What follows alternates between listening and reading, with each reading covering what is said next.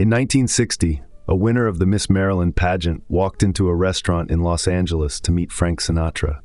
She had taken 5 aspirins to calm herself down. She got a massage beforehand. When she saw him from across the room, her hands went numb. He had like a halo around his head of stars, she said. He projected something I have never seen in my life. When I'm with him, I'm in awe, and I don't know why I can't snap out of it. I can't think. She was not a teenager. She was not starstruck in the ordinary sense. She was a trained, competitive, high-performing adult, and in the presence of one man, she regressed into a helpless child. In 1973, a dying anthropologist named Ernest Becker explained exactly why. Not with charm, not with chemistry, with architecture. The architecture your personality was built on, before you were old enough to know what it was defending you against. Becker's book won the Pulitzer Prize. He did not live to collect it. The book was called The Denial of Death. You're about to learn why your character, the thing you call who I am, is a structure built to repress one specific terror. How every culture on Earth functions as an immortality project, a shared fiction that lets you pretend your actions will outlast your body. How the transference mechanism turns you into a willing slave every time someone projects enough authority. And the protocol Becker's work implies, not for escaping the architecture, but for choosing which lies you live inside. The worm is at the core. Let's look at it. This is an artificially aware original production.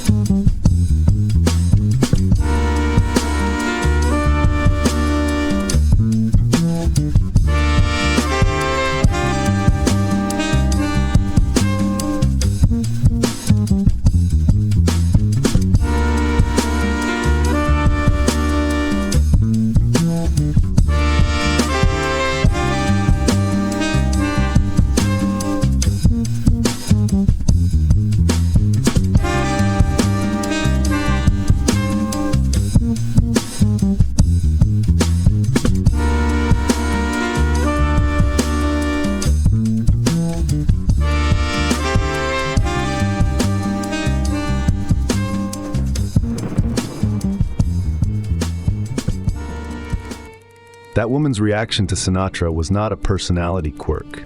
It was a diagnostic. Freud discovered it in his patients and gave it a clinical name, transference. The patient would develop an obsessive attachment to the analyst, devour him with their eyes, dream about him, build their entire emotional world around his approval.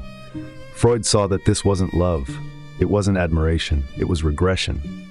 The adult was collapsing back into the child who once needed an all-powerful parent to stand between them and a world too enormous to survive alone. Transference was not a syndrome. It was the default operating state of every human being on this planet. Becker took that discovery and followed it to its root. He asked, what is the child actually afraid of? Not punishment, not abandonment. Those are symptoms. The root is simpler and worse. The child, somewhere between age 3 and 10, discovers that it will die, that everything alive will die, and that no amount of screaming or wishing or obeying will stop it. That discovery is so annihilating that the child cannot hold it. So it builds, layer by layer, a personality, a set of habits, preferences, roles, attachments, ambitions, not chosen, constructed. Constructed the way a body constructs a scab, automatically, urgently, to cover a wound that would otherwise never close. Becker called this construction the vital lie. And he argued that every human character, yours, mine, the monks, the CEOs, the addicts, is a version of it.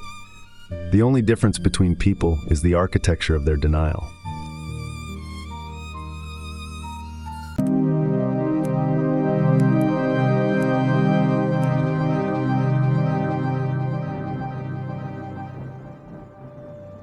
William James called it the worm at the core, the thing squirming underneath every human pretension to happiness. The psychoanalyst Gregory Zilborg made the case clinically. He argued that the fear of death is not something that shows up only in phobias or panic attacks. It is running constantly, behind every mood, every choice, every nervous habit. No one is free of the fear of death, he wrote. The anxiety neuroses, the various phobic states, even a considerable number of depressive suicidal states, and many schizophrenias amply demonstrate the ever-present fear of death, which becomes woven into the major conflicts of the given psychopathological conditions. In other words, death terror is not an occasional visitor. It is the wallpaper. You stop noticing it because the alternative is not functioning at all.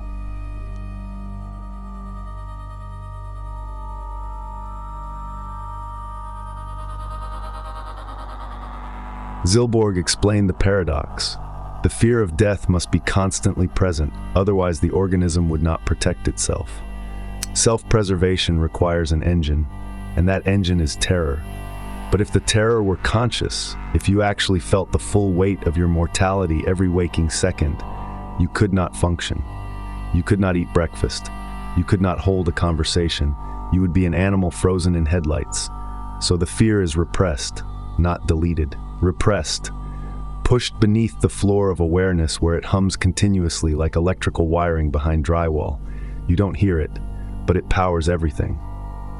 Zilborg again. We may take for granted that the fear of death is always present in our mental functioning. James said it earlier in his own way. Let sanguine, healthy-mindedness do its best with its strange power of living in the moment and ignoring and forgetting. Still, the evil background is really there to be thought of, and the skull will grin in at the banquet.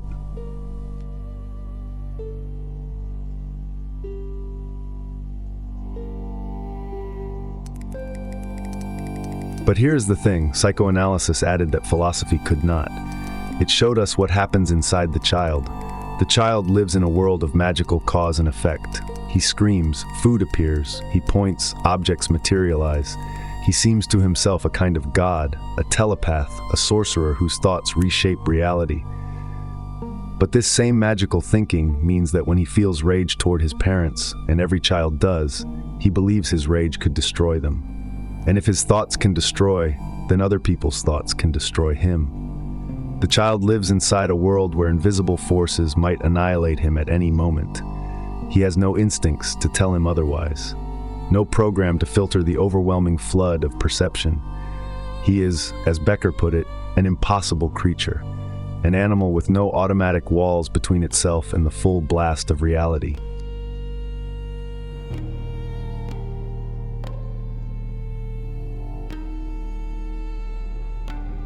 So the child builds walls, not consciously, not deliberately, the way a body builds scar tissue, because the wound demands it.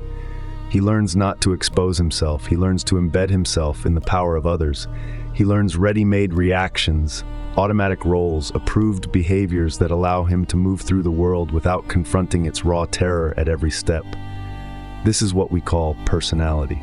This is what we call character. Becker's term is more honest. He called it the vital lie. Vital because without it you cannot function. Lie because it requires you to deny the most basic fact of your existence. Sandor Ferenczi, one of Freud's most brilliant early students, put it in a single sentence that should stop you cold. Character traits are secret psychoses. Not a witticism, not an insult, a clinical observation. He had looked behind the masks, the smiling ones, the confident ones, the satisfied ones, and he saw that every single one of them was a strategy for not going insane.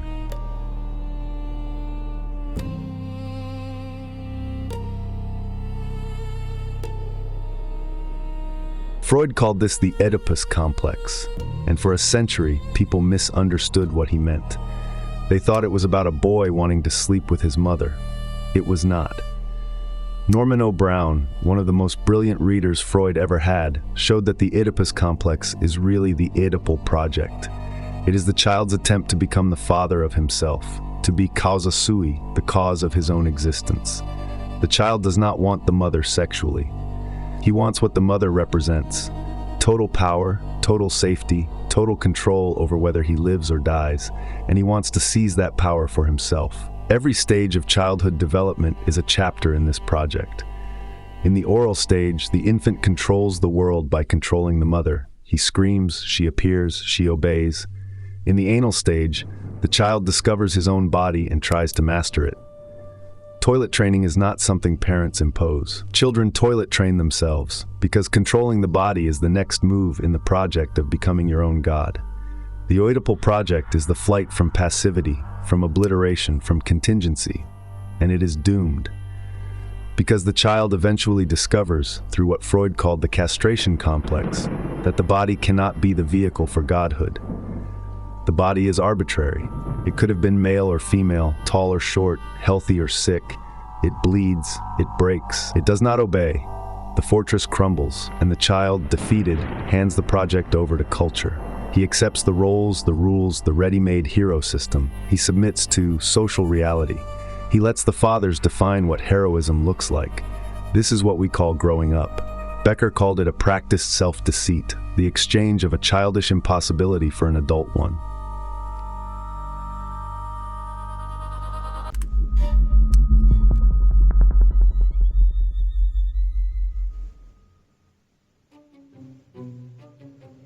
Becker borrowed a phrase from the psychologist Abraham Maslow: "We are simultaneously worms and gods." This is the existential paradox, and it is the engine of every neurosis you have ever experienced. You are a symbolic creature. You have a name. You have a history. You can place yourself imaginatively at any point in space and contemplate your own planet from the outside. You can think about atoms, about infinity, about what happens after the universe ends. In this dimension, you are a small god, a creature of infinite inner expansion, but you are also a body, a heart-pumping, breath-gasping, bowel-moving body that once belonged to a fish and still carries the gill marks to prove it. A body that aches, that bleeds, that will with absolute certainty decay and disappear. You are out of nature and hopelessly in it. And the tension between those two facts is so extreme that Becker argued it could literally drive you insane if you faced it without armor. Pascal saw this centuries ago. Men are so necessarily mad that not to be mad would amount to another form of madness.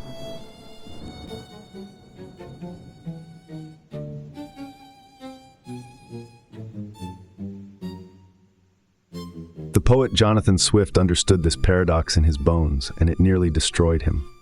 Swift was repulsed by the fact that the most sublime beauty and the most degrading animal functions existed in the same body.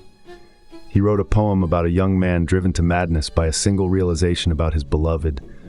"Nor wonder how I lost my wits. Oh, Celia, shits!" The psychoanalysts later diagnosed Swift's disgust as obsessive. But Becker saw something deeper. Swift was not sick. He was simply failing to repress what every human being must repress to function: the absurd, non-negotiable coexistence of the divine and the fecal. You are a god who defecates, a mind that soars to infinity, housed in meat that is already rotting. The Chaga tribe of East Africa understood this so well that their men wore anal plugs their entire lives, a literal, physical denial that the body has openings, that it leaks, that it is porous and mortal and subject to the same laws as any other piece of decaying matter. You may find that bizarre, but your version is just less visible. Every time you curate your image, control your presentation, maintain the illusion of permanence in a world that offers none, you are wearing your own kind of plug.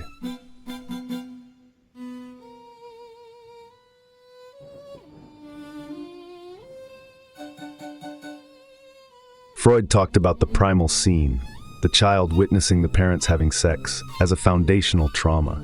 For decades, people scoffed. The whole idea seemed like classic Freudian overreach, reducing everything to sex. But Becker saw something the scoffers missed. The trauma of the primal scene is not sexual, it is existential. The parents are the child's representatives of the cultural superego, the figures who teach him to transcend the body, to deny the animal, to play by the symbolic rules.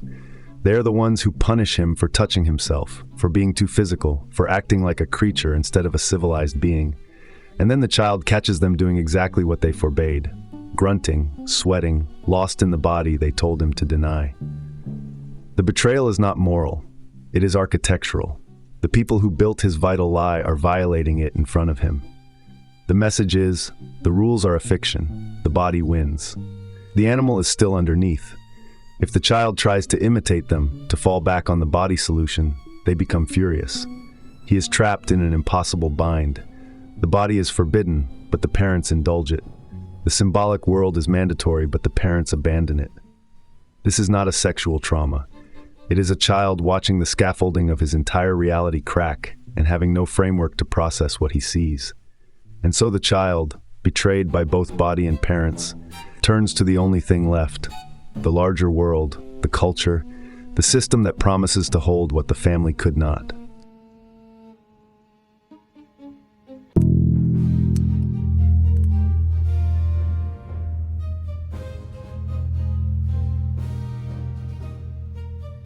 If every personality is a vital lie, a structure built to deny death, then every culture is a vital lie operating at scale. This is Becker's most sweeping claim.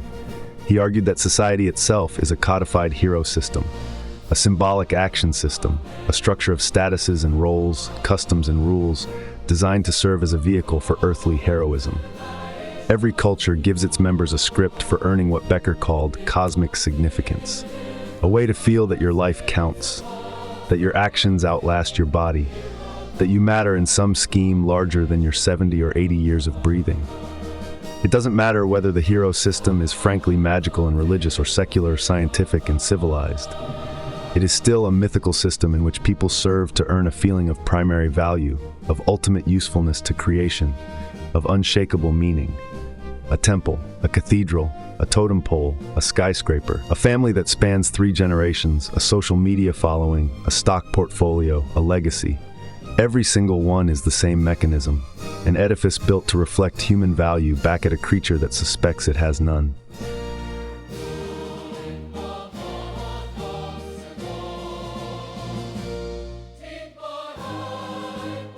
You can see the hero system before it gets disguised in children. Becker pointed to sibling rivalry as the purest window into the mechanism. You gave him the biggest piece of candy. You gave him more juice. Here's a little more then. Now she's got more juice than me.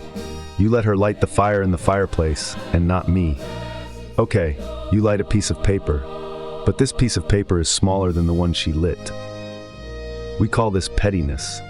We call it a phase. Becker called it the rawest expression of the human condition.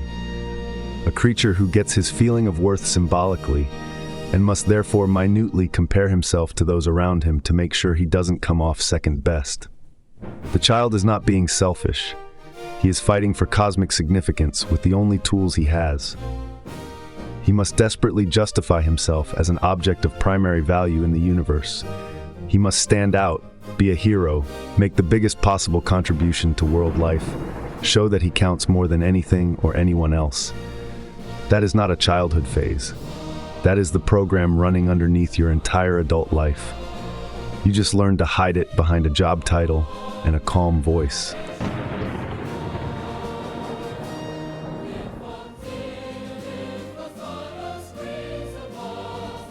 Becker pointed out something that should make you deeply uncomfortable.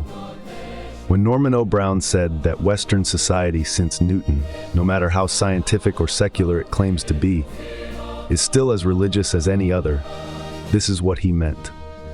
Civilized society is a hopeful belief and protest that science, money, and goods make man count for more than any other animal.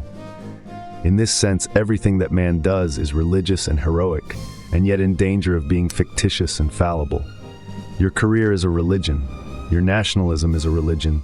Your dedication to your children's success is a religion. Not because these things involve prayer or worship, but because they serve the identical psychological function. They let you feel that you are earning immortality, that the things you build will outlive you, that the skull at the banquet will not have the last word. The question Becker asked is the one nobody wants to answer. How conscious are you of what you are doing to earn your feeling of heroism? Most people never ask. The culture provides the maze, and you run it, head down, eyes forward, the way a beaver gnaws in small, manageable pieces, never looking up at the river that will eventually drown it. If you think the greatest minds are exempt, Sigmund Freud, the man who mapped the unconscious, suffered phobias and death anxiety his entire life. He fainted multiple times in the presence of Carl Jung, not from illness, but from the sheer psychic weight of confronting a rival who threatened his immortality project. He once collapsed while buying train tickets. The architect of the vital lie could not escape his own. No one is running a different program. The only variable is the sophistication of the disguise.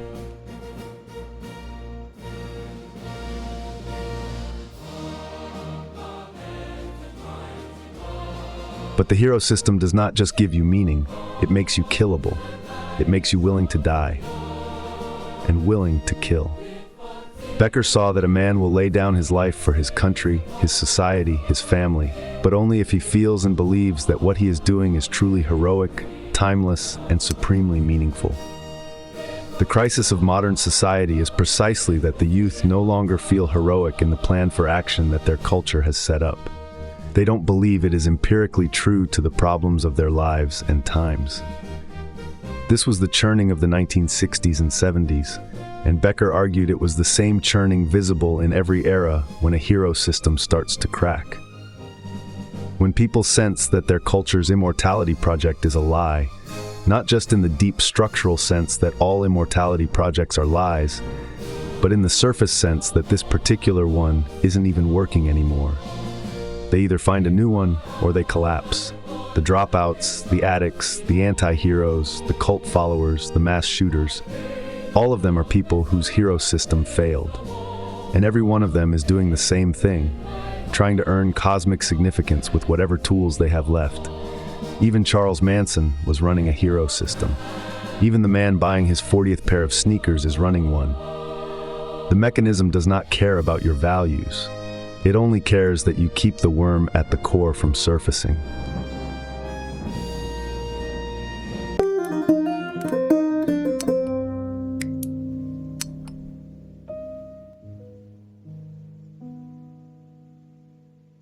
Now we return to that woman trembling before Frank Sinatra, and now the mechanism is visible.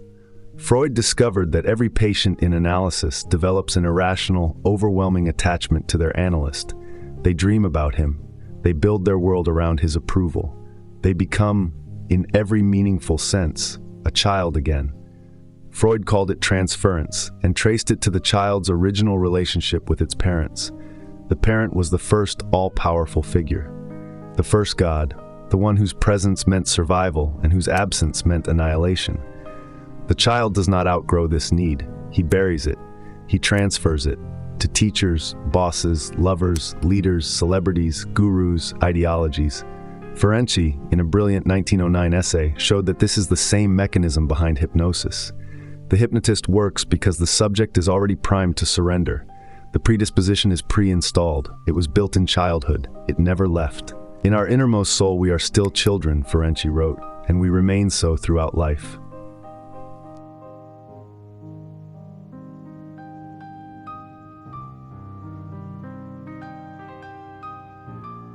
Freud built on this in what Becker called probably the single most potentially liberating tract that has ever been fashioned by man, his 1921 book, Group Psychology and the Analysis of the Ego.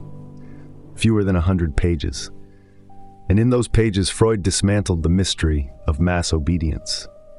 He showed that group behavior is not explained by herd instinct or mental contagion. It is explained by the fact that humans are not herd animals. They are horde animals led by a chief. The leader takes the place of the parent. Members of the group surrender their egos to him, identify with his power, merge their destiny with his. This is why soldiers march into machine gun fire. This is why cults exist. This is why otherwise intelligent people will defend a leader who is visibly destroying them. It is not stupidity. It is the architecture working exactly as designed. The members do not feel alone with their own smallness and helplessness. They have the powers of the hero leader with whom they are identified. Natural narcissism, the feeling that the person next to you will die but not you, is reinforced by trusting the independence on the leader's power. The group demands illusions, Freud said, because the real world is simply too terrible to admit. It tells man that he is a small, trembling animal who will decay and die. The leader transmits the counter message. You are immortal. You are powerful. You are part of something that will never end.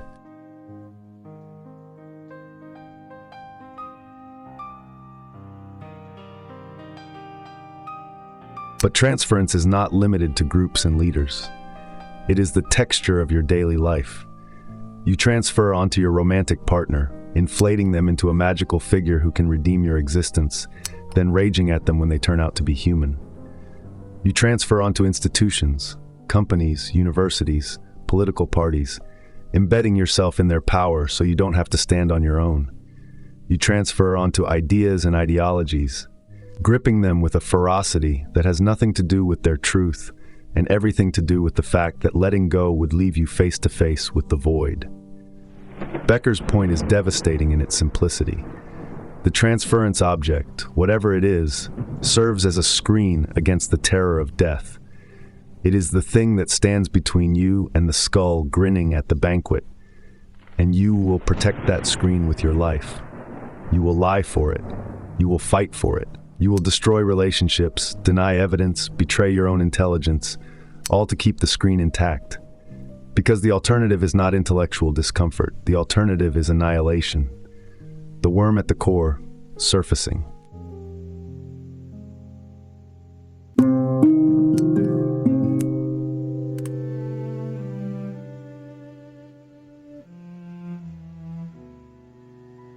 If character is a vital lie, then mental illness is what happens when the lie stops working. Becker proposed that depression, psychosis, and anxiety disorders are not malfunctions. They are the architecture failing. Depression, in Becker's framework, is the collapse of the hero system. The person can no longer maintain the fiction that their actions earn cosmic significance. Their transference objects have failed them. The spouse disappointed, the career stalled, the ideology crumbled. Without a vehicle for heroism, the person bogs down. Not in sadness, in something worse, in the exposure of their own smallness. The depressed person feels, for the first time without armor, the full weight of what every human being carries, the debt of being alive with no way to repay it. Becker saw that the terrible guilt of the depressed person is not irrational, it is existential. It represents the failure to live one's own life, to fulfill one's own potential, because every ounce of energy went into being good in the eyes of the transference object. The other person called the tune to your eligibility for immortality, and so the other person consumed your unlived life. This is why the guilt is so enormous. It is not guilt about specific acts. It is guilt about the whole shape of a life bent around someone else's approval. And here is the cruel efficiency of the mechanism. The depressed person uses that guilt to hold on to the failed hero system rather than face the alternative. Better guilt than the terrible burden of freedom. Better self-punishment than the annihilation of discovering your God was a fiction. If your God is discredited, you yourself die. So the evil must be in you, not in your God. With guilt, you lose some of your life. Without it, you lose everything. The psychologist Willard Galen saw that this total collapse into helplessness is itself the last defense available to a mammalian animal. Dependency. When the adult gives up hope in his ability to cope and sees himself incapable of either fleeing or fighting, he is reduced to the state of infancy. The very stripping of one's defenses becomes a plea for survival through dependency. Even surrender is a strategy. Even collapse is architecture.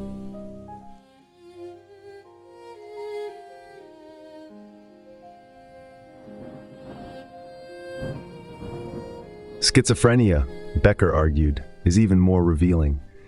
The schizophrenic is the person who never managed to build the lie in the first place. Their defenses were never solid enough.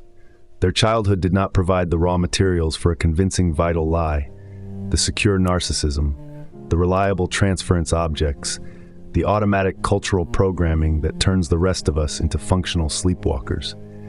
Without that armor, the schizophrenic perceives the world as it actually is.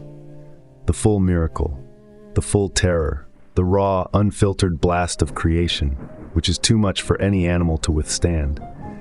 This is why the schizophrenic appears crazy to the rest of us.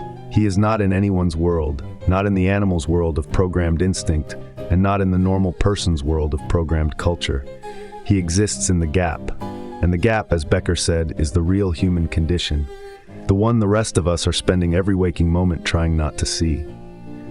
The schizophrenic's creativity, and many are stunningly creative, springs from this exposure.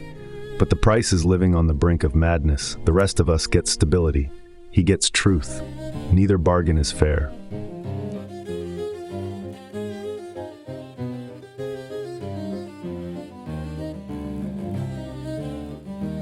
The psychologist Frederick Perls mapped the architecture of the vital lie as 4 layers.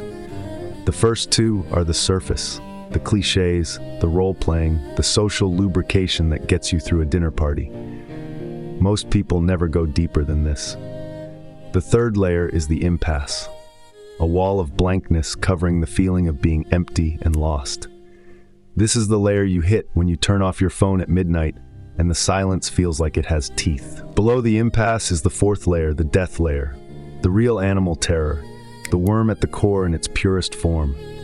Perls said that only when you penetrate this layer do you reach what he called the authentic self, what you actually are, without sham, without defenses, without disguise. But here is the trap that Becker saw, and that most self-help never mentions. Getting to the authentic self is not liberation, it is devastation. It is the removal of every buffer between you and the impossible paradox of being a god worm.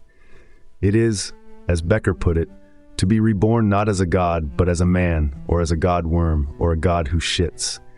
This time without the neurotic shield. Freud himself said it plainly. Psychoanalysis cures the neurotic misery to introduce the patient to the common misery of life.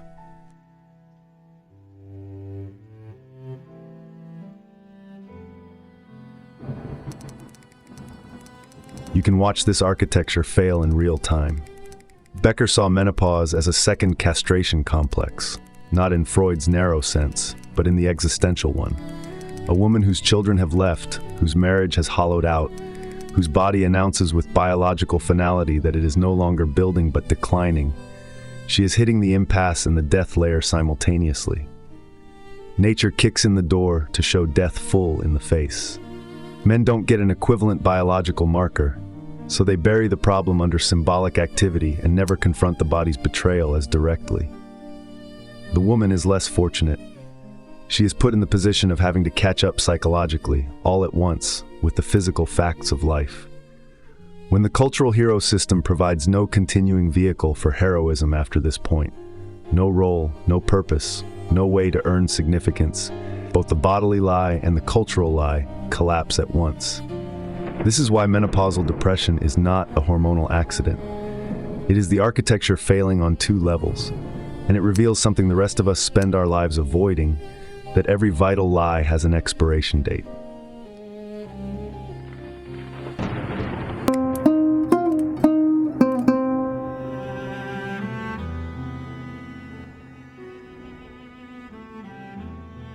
If the vital lie is the problem, can you just stop lying?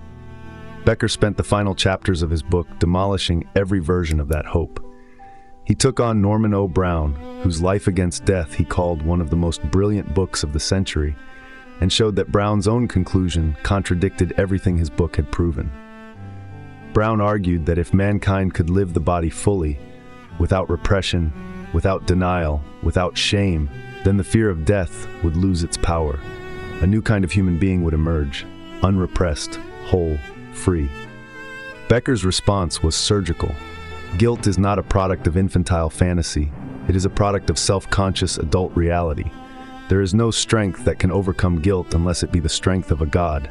And there is no way to overcome creature anxiety unless one is a god and not a creature. The child does not repress because his parents forced him to. The child represses because the world is too much. Because without walls, there is no self. Because an ego that merges wholly with the body is not superhuman, it is subhuman. It is the psychopath, the person who never built enough internal structure to register experience deeply. Brown wanted a new man without character defenses. Becker pointed out that without character defenses, there is only psychosis.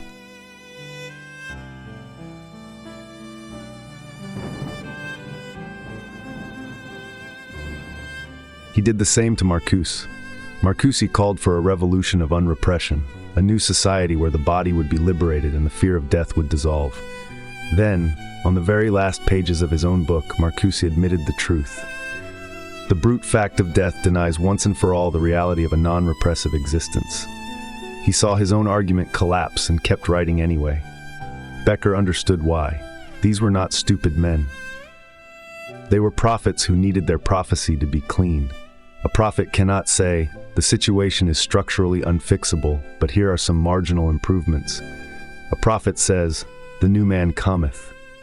And the audience, desperate for their own immortality project, lines up behind him. Becker saw that the revolutionaries of unrepression had become exactly what they critiqued. They built their own hero system, a system that promised transcendence through the body, through pleasure, through the destruction of all illusion. But a hero system built on the destruction of hero systems is still a hero system, and it still serves the same function, keeping the worm at the core from surfacing.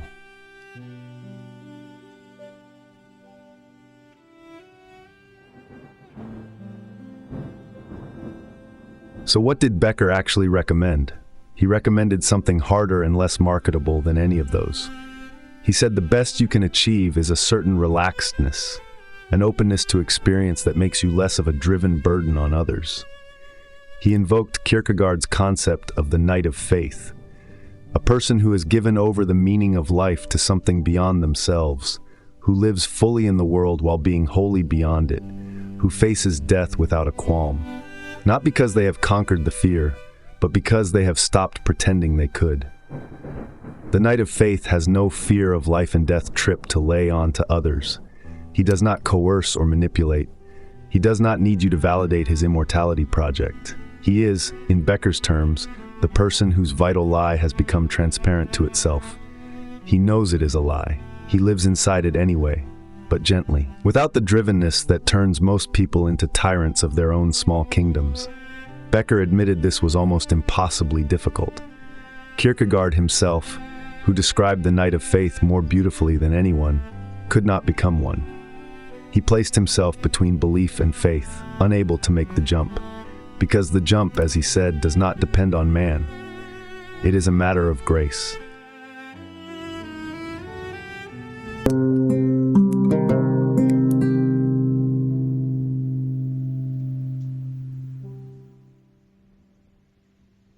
Becker did not leave a protocol. He was a theorist, not a self-help author. But the architecture he mapped implies one, a series of questions you can run against your own life, not to dismantle the vital lie. You need it, but to see it, to make the unconscious machinery visible so it stops running you from underneath. Here is the audit. First, map your hero system. What are you doing right now, today, to earn a feeling of cosmic significance? Name the project, career, family, creative output, accumulation, followers, legacy, political identity, whatever it is, name it out loud. Because until you name it, it is naming you.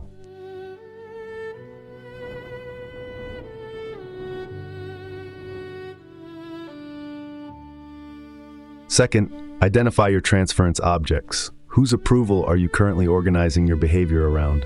Whose disappointment could ruin your month? This is not about blame. Transference is universal and unavoidable. The question is whether you know where you've placed it. A partner, a parent, alive or dead, an institution, an audience, a god. The knight of faith still transfers, but he transfers to something he has chosen rather than something he stumbled into as a frightened child. Third, locate your vital lie. What truth about your mortality, your body, your impermanence are you actively structured to avoid? What would shift if you held it for 60 seconds without flinching? You don't need to shatter the lie.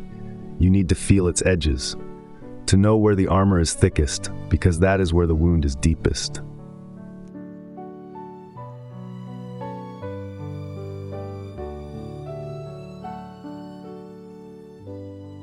Fourth, test the Jonah syndrome.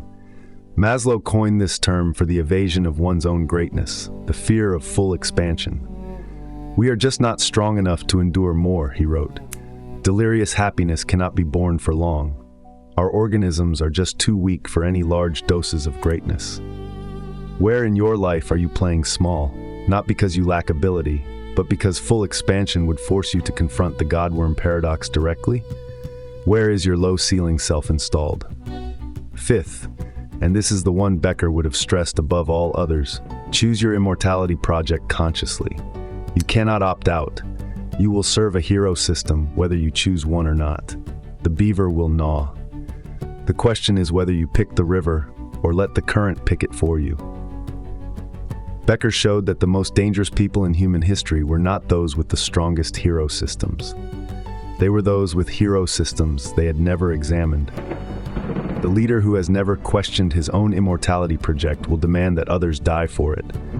The lover who has never examined their transference will destroy the person they claim to adore. The citizen who never interrogates their culture's cause sui project will march into any war their culture declares heroic. Consciousness does not free you from the architecture. Nothing does. But it changes what the architecture builds.